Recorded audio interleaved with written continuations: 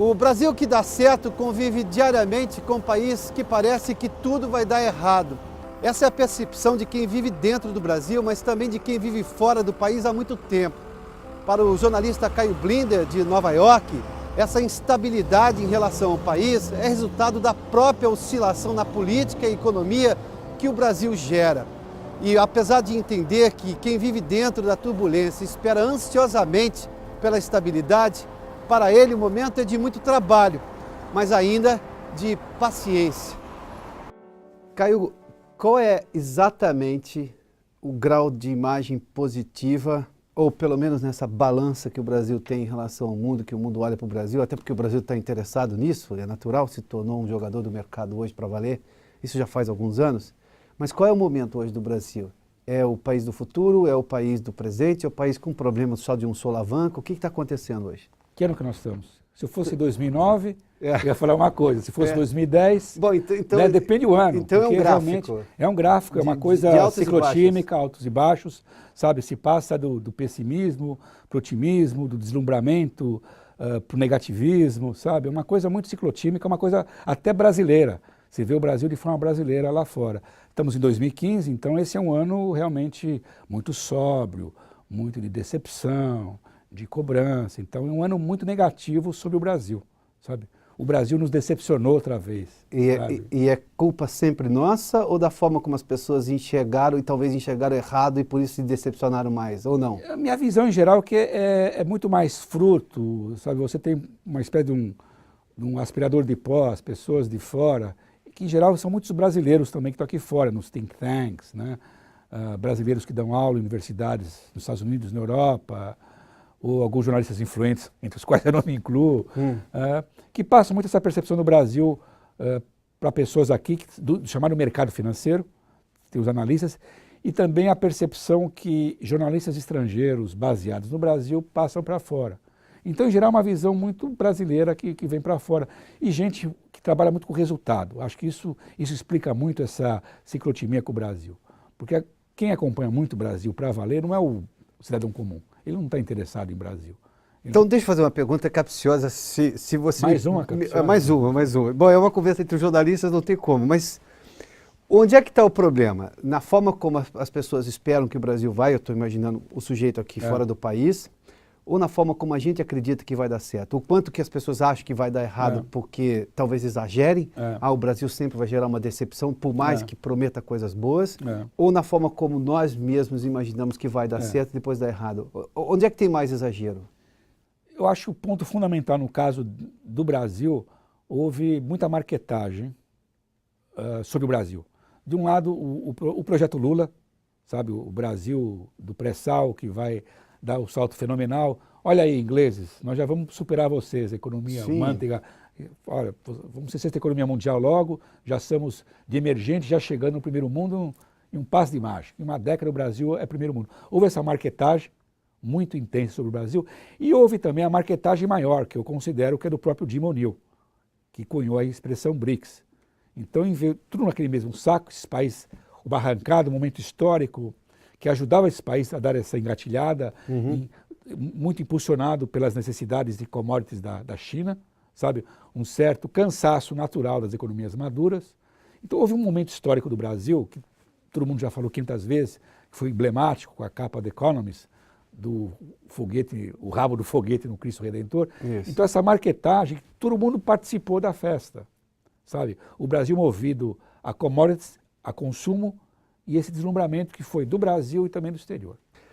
Não há um erro dessas publicações quando fazem análise sobre o Brasil? Há uma precipitação, há um desconhecimento, há uma pretensão de escrever sobre um lugar que mal conhece? Não, o problema foi de todo mundo, houve essa embalagem dos BRICS e houve momentos que você não diferenciava muito. Havia o tijolão, né? Vamos fazer o trocadilho com a própria expressão BRICS, o tijolão, e você não percebia muito bem o que tinha mais substância, o que tinha mais argamassa dentro desse tijolão, era tudo igual.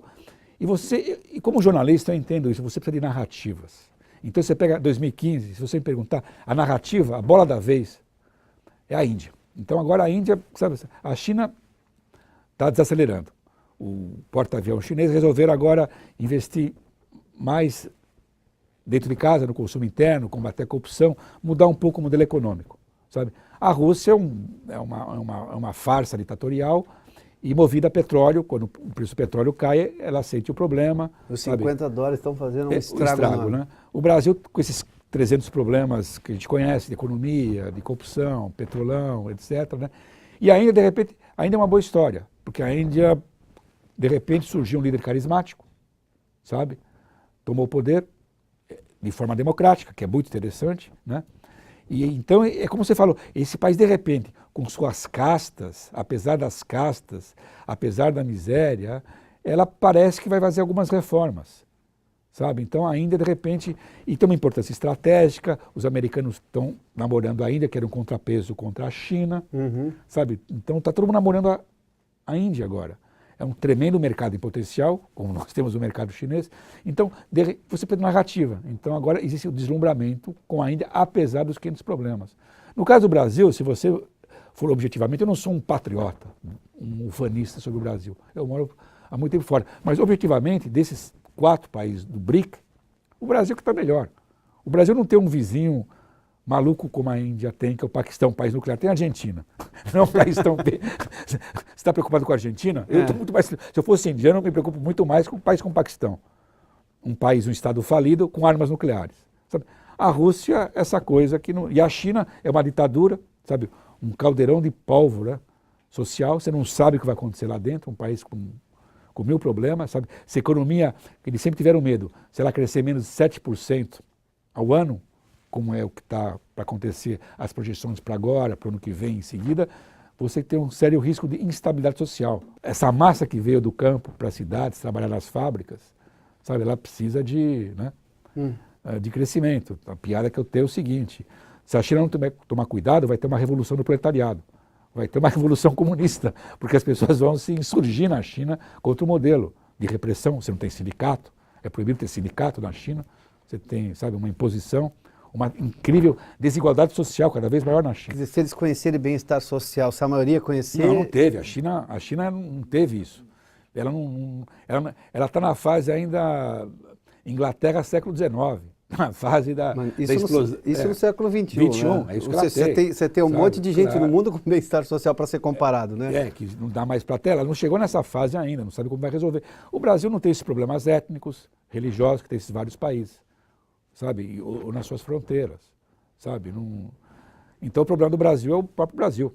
Bom, Caio, se eu pegar o resumo de que você disse, sem contar o B, o resto dos BRICS, ainda dá para entender por que as pessoas acreditam no Brasil e têm alguma vontade, porque os problemas que você citou, todos em relação à Rússia, à Índia e à China, eu não tenho nada disso, apesar de ter milhões de problemas e a paciência do cidadão brasileiro está nas nuvens, já porque não aguenta mais, eu não tenho nada disso lá.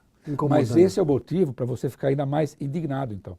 Sem dúvida. Eu estou revertendo o teu pensamento. Poxa vida. Como que não dá? Sabe? Por que não dá certo? Mas aí é um problema, como eu te falei, dos brasileiros. É uma questão... Eu acho que problemas são muito mais políticos do que qualquer outra coisa. Deixa eu entrar então numa coisa. Você está tanto tempo aqui imerso meio gringo já. Na sociedade americana. Por que você acha que rico brasileiro não faz doação para a universidade ou faz muito menos do que o rico americano? E não estou falando isso hoje, estou falando isso historicamente. É a sensação de pertencimento, eu quero fazer, então eu dou dinheiro porque eu acredito nesse país.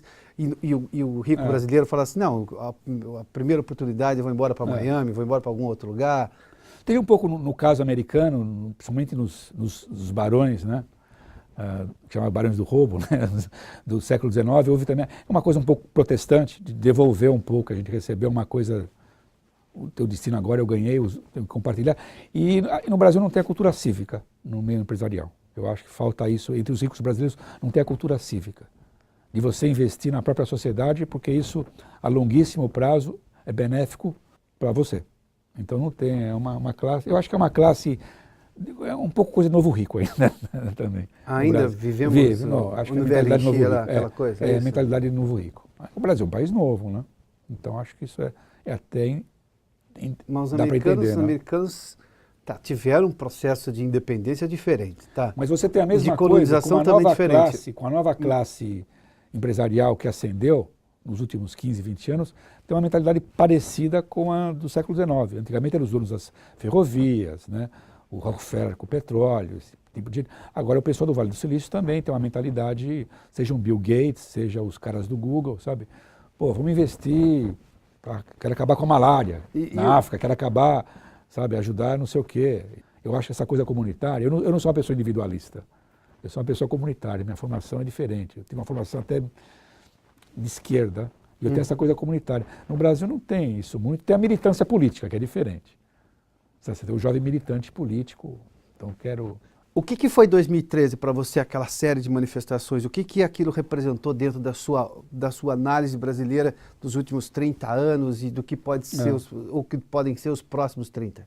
Eu vim numa fase, porque minha área específica de trabalho jornalístico e interesse acadêmico sempre foi política internacional e comparar as coisas. Eu tinha vindo numa fase que eu mesmo fiquei muito deslumbrado com coisas que aconteceram um pouquinho antes que era a Primavera Árabe, de mobilizações por mudanças e tal. E a gente viu como as coisas não deram certo em vários países do Oriente Médio, no Egito, na Síria. Que é uma Apesar de tudo aquilo que se esperava demais, né? eu esperava demais, eu aderi à Primavera Árabe. Aquela coisa que eu sabia que era complicado, mas emocionalmente eu aderi. Então quando aconteceu aquilo no Brasil, isso coincidiu com outros protestos na época, como na Turquia, na Tailândia, na própria Ucrânia tinha começado, e eu fiquei meio com o pé atrás, gato escaldado, achei que era muito bolha aquilo lá, era muito bolha, sabe? E havia um problema que acontece em qualquer parte, que qualquer movimento desse, ele acaba sendo capturado, sequestrado por militância. O que aconteceu no Brasil, o que aconteceu também na Primavera Árabe. Os movimentos mais espontâneos foram capturados por militâncias. Então, na época, eu comecei a olhar os protestos do Brasil, as manifestações, que eram bacanas, sabe, um negócio cívico, chega, né? A gente quer mais infraestrutura, um país melhor, chega, mas a gente viu, e nesse caso eu estava correto, a coisa não decolou, ela não criou uma coisa orgânica. Mas não foi capturado, foi? No caso brasileiro? Eu via de fora, então quando você vê televisão, e eu vejo televisão brasileira, você vê um negócio de black bloc, esse tipo de coisa, então a sensação que alguns grupelhos, sabe, iam para a rua, sabe, e tentaram capturar esse movimento. Mas eu não vi uma coisa, ele não decolou.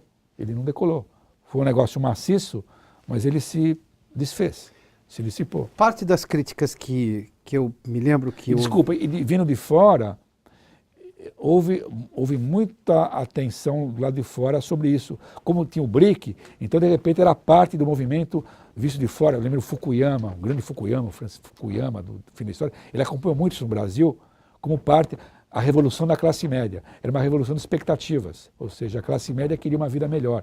Era a ascensão lembra, a classe C está ascendendo, então ela não quer apenas comprar uma geladeira, ter acesso ao básico. Mas não era essa classe C ascendente que estava na rua. Mas ela foi vista assim. Ah, é? De fora foi visto assim. Era a ascensão de uma classe C global, uma classe média global que está pedindo melhores serviços, melhores condições de vida. Que na verdade era a classe C de sempre que estava reclamando. Que na verdade os historiadores sempre reclamaram, os críticos da sociedade brasileira diziam assim, a classe média brasileira não se envolve com política, exato, é muito sossegada, é muito distante. E não foi isso que vimos. Quer dizer, pelo menos foi essa classe que incorporou o protesto, enfim, né, ou a série de protestos. Dentro dessa lógica, não deu certo por quê? Porque a mobilização precisaria ser mais duradoura ou porque há, eu vou usar uma expressão dos anos 70 aqui quase, uma estrutura de Estado que não permite que a mudança seja mais rápida? Eu acho que e também uma coisa, você precisa canalizar, eu pessoalmente acho que precisa canalizar por partidos políticos, movimentos políticos mais, né? Então, no caso, por isso, você não teve essa, digamos, eu não vou entrar em detalhes de política brasileira agora, quem que se apoia, quem não apoia, mas você não tinha, digamos, se você tem uma estrutura do establishment brasileiro, que é o PT hoje em dia, que é um partido conservador, né? O PT é um partido conservador, claro. Muito. Óbvio, né? Então você não tinha, você teve assim quase que você chegou lá com a eleição do ano passado. Mas você não viu uma ligação direta entre o movimento de protesto do ano passado e os partidos não souberam aproveitar muito bem digamos, de oposição àquele movimento, que é uma coisa muito difusa. É muito difícil, demora muito mais tempo historicamente. Então, eu concordo com você nesse caso. A estrutura, não digo de Estado, mas a estrutura política do país não soube canalizar isso. Felizmente, você vê que um setor do Brasil não chegou a ser manipulado pelo Estado naquela ocasião, mas também setores que querem mudar um pouco as coisas, para melhor, que eu considero, também não souberam aproveitar. Então, talvez você vai precisar de outro ciclo eleitoral, um outro ciclo de protestos. Né? E nós estamos falando de mais 4 anos do que estava sendo condenado naquele protesto, é isso? E felizmente não foi uma coisa só carismática, ainda bem que não surgiram, você tem muito meio nessas horas de surgirem salvadores da pátria, demagogos que queiram... Que nunca deram certo. Nunca deram. No Brasil não, e não conheço lugar não, e não está vendo agora nada, sabe? Felizmente, na oposição não tem ninguém muito carismático, que de certa maneira eu acho, pode ser até saudável. Né? Então isso é um avanço? Não, acho bom. Isso, tentando olhar por um espectro maior, isso é um avanço de não ter surgido um salvador da pátria e as pessoas não terem abraçado esse tipo de lógica? Concordo, eu acho que sim. Porque a gente tem, quem vive no meio da turbulência sempre reclama do solavanco, porque está no meio do solavanco. E nunca consegue entender que o avião, apesar do solavanco, saiu de um ponto e está chegando no outro. Eu não quero mudança dessa solavanco. Sabe? Também não quero isso como... Sabe, para mim é uma coisa... Eu saí do Brasil, que me deixou muito impressionado, eu saí no ano do Collor, sabe? Eu não vou discutir agora no impeachment ou na eleição? Eu saí em 89. 80 na eleição. Eu sou um sujeito de 57 anos, eu nunca votei no Brasil na minha vida, eu voto em eleição aqui. Minha zona eleitoral é Nova York. Eu nunca votei para presidente no Brasil na minha vida. Eu já estava fora do Brasil quando teve eleição em 89, do Collor contra o Lula. E eu vi aquela coisa vertiginosa do Brasil de fora, eu falei, não é possível, essa coisa é meio... Não vai dar certo, isso aí não deu, né? Então eu não quero essas experiências.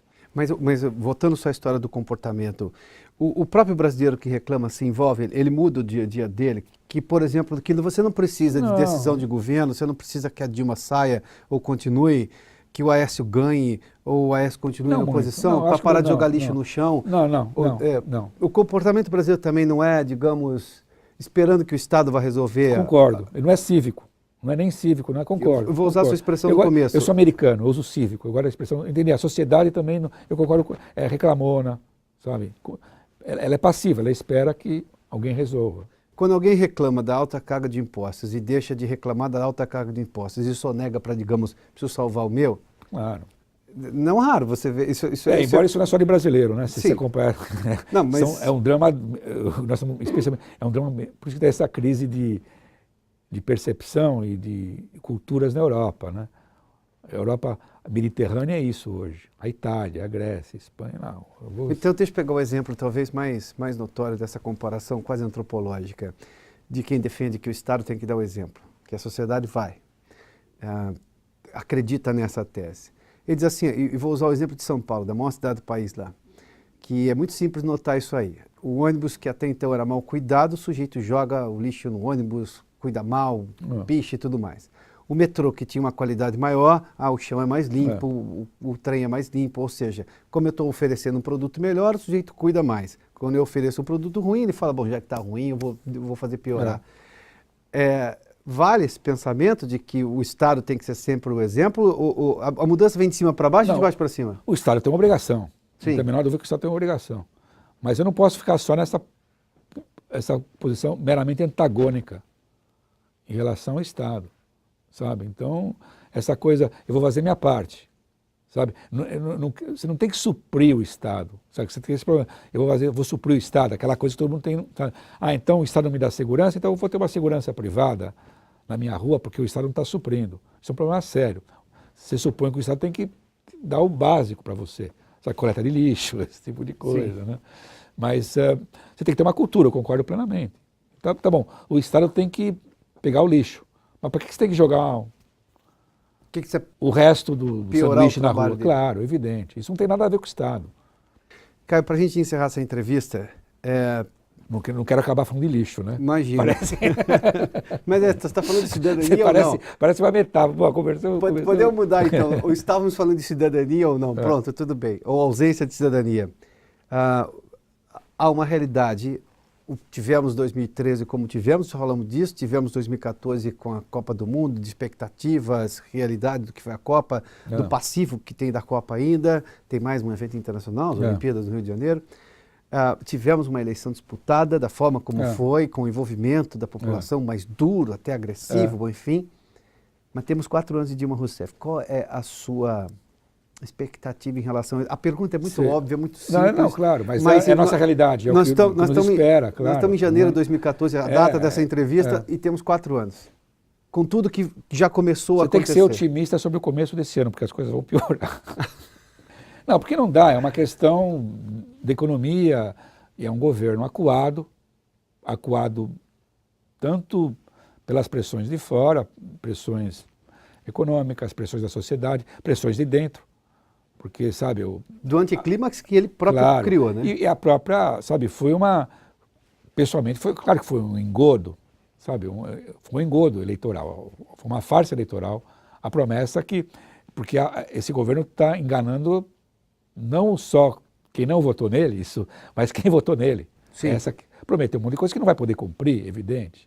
Sabe? Foi uma marketagem muito grande. Sabe? É um projeto do Lula muito movido na marketagem. Ficou muito grande isso agora. Então, sem contar esses desafios políticos, que eu chamo político-policiais, né? Petrobras, Petrolão. Então, o Brasil é meio página policial, política, é tudo misturado hoje em dia. E, pessoalmente, eu não me indigno pessoalmente com a Dilma. Eu acho só que ela é uma pessoa não está equipada para o cargo. O Lula virou o painho, o pior do que a direita brasileira já teve no passado. É essa a imagem, é esse o legado do Lula? Fora? Não, fora é muito misturado, sabe? Houve um excesso, houve um zoom. Eu me lembro quando o Lula veio falar na ONU a primeira vez. Sabe, o Lula era a narrativa era muito fascinante do Lula. O menino pobre do Nordeste, que aí foi para São Paulo, e o primeiro operário que é presidente do Brasil. Houve deslumbramento mesmo, sabe, entre... o New York Times, todo mundo achava o Lula, sabe, que não era era bacana para o Brasil, sabe, aquela coisa, como foi bacana, você pode concordar, puxa, o Obama é o primeiro negro presidente dos Estados Unidos, ou o Lula foi o primeiro operário no Brasil. Então, houve esse deslumbramento, agora isso acabou, fora já acabou essa coisa. Mas dentro ainda ganhou uma eleição. Apesar do engodo da campanha. Claro, sem dúvida, o lulismo é muito mais forte que o petismo. Eu não tenho a menor dúvida sobre isso. Então a gente caiu na esparrela do personalismo que sacrificou a primeira metade do século XX. Né? Então eu espero que não haja uma coisa sebastianista agora, da volta do Lula. Eu acho que não, pessoalmente, você pode me cobrar daqui a uns anos, eu acho que ele não tem condições físicas e nem políticas. Eu espero que nesses anos o Brasil, sabe, tenha opções melhores. Foi uma eleição muito disputada, como você falou. Não vou entrar em marketagem, podia ter ido para um lado ou para o outro. Claro que para qualquer um que ganhasse a eleição ia ser a dificuldade o ônus ia ser horrível. Né? Para quem ganha a eleição, você tem que administrar uma massa dessa. Não vou chamar falida. Mas acho que são momentos difíceis. Mas é a realidade. Eu acho que nessas horas você lembra aquela coisa a famosa frase do Ivan Lessa, né? A cada 15 anos o brasileiro esquece os últimos 15 anos, né? Sim. Então não vai ter memória também, sabe? Você vai ter essa coisa um pouco mais prussiana agora, uma coisa de aguentar o sacrifício. Não tem mais essa paciência histórica. Voltando ao que eu falei no começo, é uma pena, porque sabe, é uma hora de você ter uma paciência histórica, de tentar arrumar as coisas. Vai ser uma fase muito difícil da economia, da política, de muita turbulência. Mas seria legal uma mudança política. Isso para mim parece... Isso é uma democracia o Brasil. De comportamento mesmo quem já está lá. Não precisa de novo uma eleição. Alguém vai ter que ser pressionado a ser diferente. Eu espero que sim. Não. Embora eu acho que nós podemos ter muitas surpresas em função do escândalo da Petrobras. Pode acontecer muita coisa política muito rápida no Brasil. Mas isso é o que, se é que eu posso usar esse chavão, uma revolução social de algum jeito. Isso sim. É uma pressão da sociedade. Claro. É o organismo da sociedade. Aquela coisa, a contradição brasileira, né? O Brasil tem muita corrupção ou porque finalmente a gente está vendo mais corrupção, sabe? Nós estamos tendo muito escândalo porque tem muito mais cobrança dos escândalos, sabe? No fundo é aquela coisa que ele fala, não, a gente viu o mensalão por quê? Porque a gente viu o Supremo em ação no caso do mensalão. Então nós temos os setores do judiciário hoje trabalhando de forma muito rigorosa, como deve ser feito para investigar um escândalo de corrupção, sabe? Então você tem isso, sabe? Você teve esses avanços de uma sociedade democrática, que nós tivemos em países como o Brasil e a Índia, que nós não temos, que esse é o consolo brasileiro dos BRICS. Sabe, o negócio do BRICS sempre foi uma coisa que, uma expressão que me incomodava, sabe? Porque o Brasil e a Índia são democracias, a Rússia é uma semi-ditadura, a China é uma ditadura. Então o Brasil tem essa coisa, sabe? Parece que eu quero acabar a nossa conversa num tom positivo. Mas essa é uma responsabilidade maior do Brasil agora. Você tem que, número um, preservar essas instituições no Brasil, que foram conquistadas, judiciário, imprensa e tal, que nós estamos vendo, sabe, a gente não quer virar uma Argentina, onde está tudo meio desmilinguindo ali, escândalo atrás de escândalo na economia, sabe, o escândalo político, que é o governo argentino, que sempre, lá aquela coisa, sempre se volta a dançar o mesmo tango na Argentina. Você não quer que o Brasil seja isso. Os modelos do lado do Brasil são pavorosos, Argentina, Venezuela, sabe? Isso é o consolo nosso, nós somos melhor do que a Venezuela. A Argentina não basta. Você tem que ter pelo menos um padrão de cobrança, de idealizar um Brasil melhor. No sentido inglês, ter uma ambição melhor, é isso? Maior. Não uma ilusão maior. Não. Uma ambição melhor. Caio Blinder, obrigado. Obrigado. Obrigado pela entrevista.